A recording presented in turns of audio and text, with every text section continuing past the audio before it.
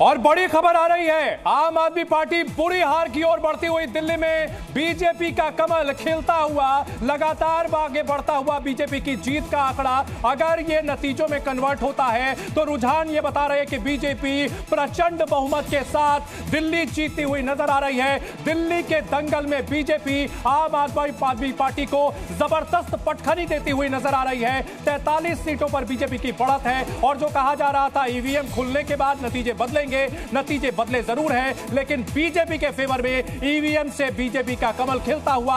आम आदमी पार्टी पिछली बार 62 सीटें जीतने वाली और इस बार देखिए आंकड़े उल्टे, 62 के बजाय 26 सीटों पर आगे दिख रही है। बीजेपी जबरदस्त जीत हासिल करती हुई शुरुआती रुझान में दिख रही है और लगभग 1 घंटे से ज्यादा की काउंटिंग हो चुकी है और बीजेपी जबरदस्त जीत की ओर। अब देखना यह है कि क्या बीजेपी अपने इस जो बहुमत का रुझान है इसको कंसोलिडेट करती है। अगर ऐसा कंसोलिडेट हुआ तो आम आदमी पार्टी के लिए बहुत बड़ा संकट पैदा हो जाएगा। इस पार्टी के अस्तित्व पर सवाल खड़ा होगा। 44 सीटों पर बीजेपी आगे बढ़ती हुई नजर आ रही है। लगभग 60% का आंकड़ा पार कर चुकी है सीटों में। 42 सीट होते हैं 60%, लेकिन बीजेपी यहां पर फर्स्ट क्लास से पास होते हुए दिल्ली में दिख रही है। बीजेपी यहां पर आगे चल रही है। मुस्तफाबाद वो सीट जहां से इस बार एआईएमआईएम ने भी अपना उम्मीदवार उतारा है और बता दें कि इस सीट पर हमेशा बीजेपी नंबर 2 पर रही है। आम आदमी पार्टी यहां पर जीतती रही है। लोगों ने कहा कि एआईएमआईएम ने अगर यहां पर मुस्लिम वोट काटा तो फायदा बीजेपी को होगा और वो यहां पर होता नजर आ रहा है। जनपुरा से यहां पर देखिए शकूर बस्ती से सत्येंद्र जैन जो कि शुरुआत में बढ़त बनाए हुए तो वो पीछे हो गए।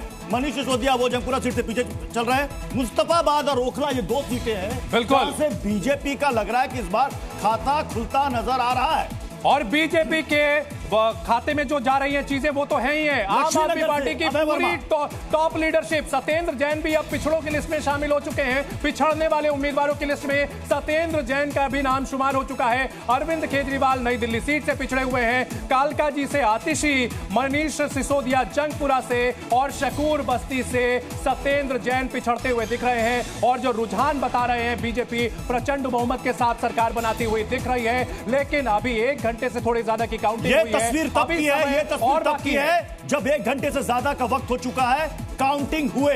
अब हो सकता है आम आदमी पार्टी ये कहे कि हम इस फासले को भर लेंगे, अब ये हो भी सकता है, लेकिन एक बड़ी बढ़त जो बीजेपी ने इस वक्त बना रखी है 40 से ज्यादा सीटों की, क्या इसे पाट पाएगी आम आदमी पार्टी?